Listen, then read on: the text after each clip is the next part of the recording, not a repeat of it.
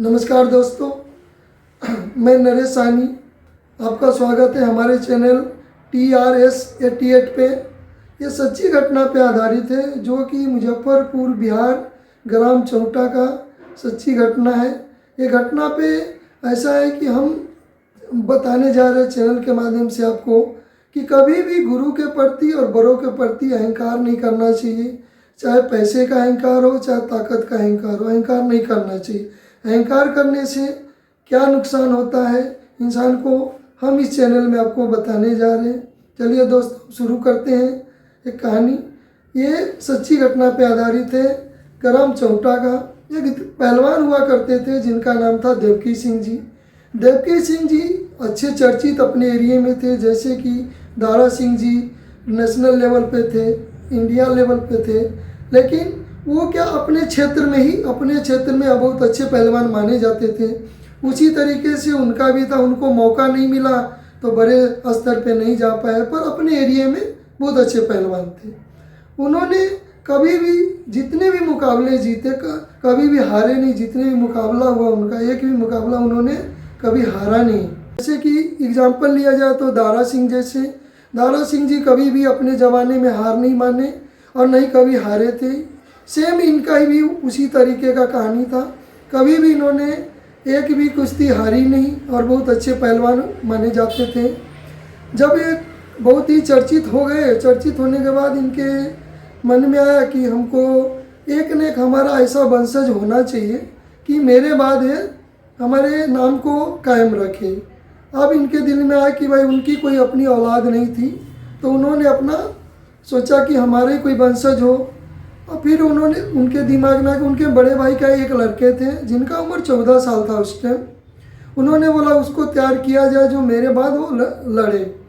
ऐसे करते वो अपने भतीजे को जगह जगह लेके जाने लगे और प्रतियोगिता में लड़ाने लगे। लड़ाते लड़ाते समय बीतता गया। एक दिन ऐसा समय आया कि लड़का 26 साल का हो गया, बहुत अच्छा पहलवान घोषित हुआ। पहलवान होने के बाद में फिर देवकी सिंह जी अपनी जगह अपने भतीजे को लड़ाने लगे। लड़ाते लड़ाते कुछ दिन फिर बीता, उसके जितनी प्रतियोगिता थी वो जीतते गए, सेम देवकी सिंह जी जैसा।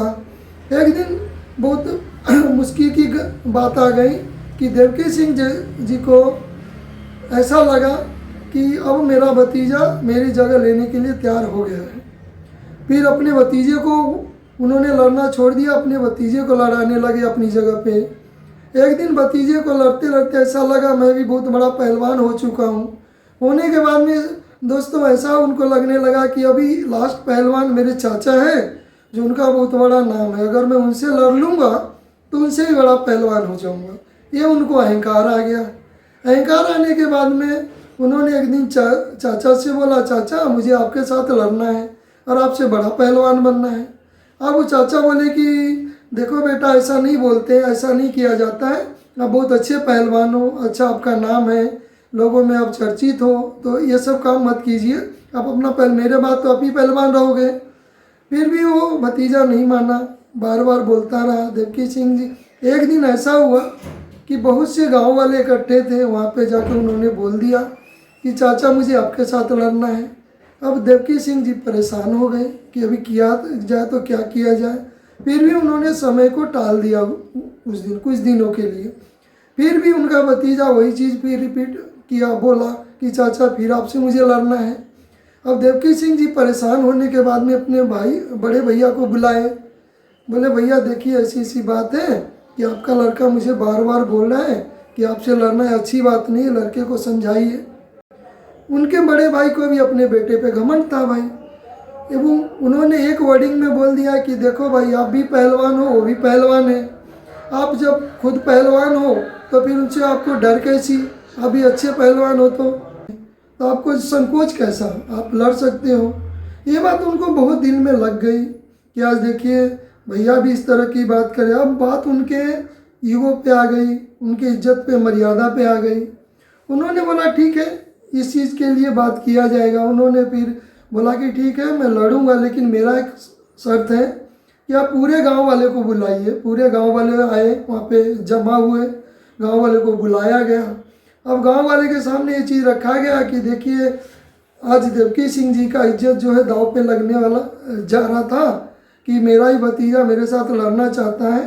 कल हो के अगर इस मुकाबले में किसी को कुछ हानि होए तो इसके लिए कोई जिम्मेदार नहीं होगा। ऐसा करके एक पंचनामा बना। पंचनामा बनने के बाद में कुश्ती की तय हुई, डेट तय हुई, तारीख तय हुई। तारीख तय होने के बाद में एक दिन आ गया अच्छा कि मुकाबले का दिन आया।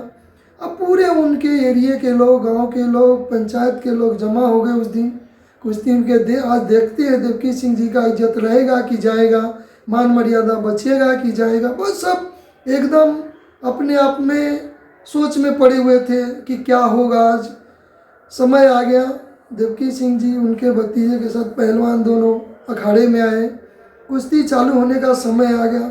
हर आदमी अपने आप में सोच रहा है कि आज होगा क्या, ऐसा क्या होगा कि देवकी सिंह का इज्जत आज बचेगा कि जाएगा।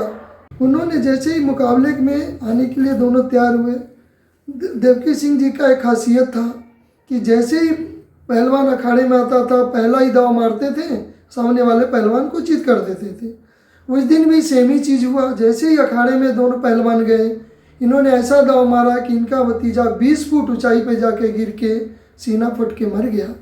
मरने के बाद में बड़ी सब उनके पिताजी सब जो जितने गांव वाले थे बड़ी असमझ से पड़ गए कि ये क्या हो गया, ऐसा नहीं होना चाहिए। लेकिन वो करे तो करे क्या। उनके पिताजी अपने बेटे को लिपट के रोने लगे। रोने के बाद में देवकी सिंह जी भी रोने लगे।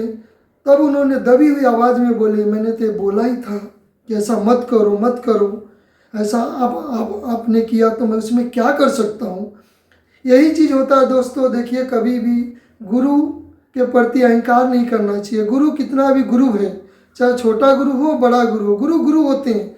जिन्होंने उनको सिखाया उनके प्रति उनको अहंकार आ गया, इसके कारण ये हुआ।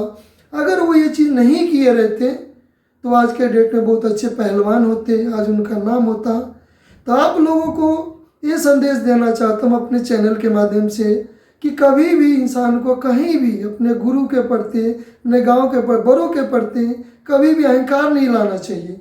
अहंकार लाने से हमेशा इंसान अपना ही नुकसान कर बैठता है, जो कि ये आपको पता है इस कहानी में कैसे उन्होंने अपने गुरु के साथ किया, अपने बड़े बुजुर्ग के साथ किया, इससे उनको क्या नुकसान हुआ और क्या हुआ। ये नहीं होना चाहिए। यही इसके लिए ये हम बताना चाहते हैं आप लोगों को कि ये चीज़ नहीं होना चाहिए। कभी भी मत कीजिए। कोई भी आपके आस पड़ोस में, गांव मोहल्ले शहर में कोई इस तरह की घटना होती हो तो आप उस पर रोक लगाइए। मेरे कहने का, संदेश देने का यही मतलब है और इसके अलावा कुछ नहीं। नमस्कार दोस्तों, हमारे चैनल पे आपका स्वागत है। नमस्कार।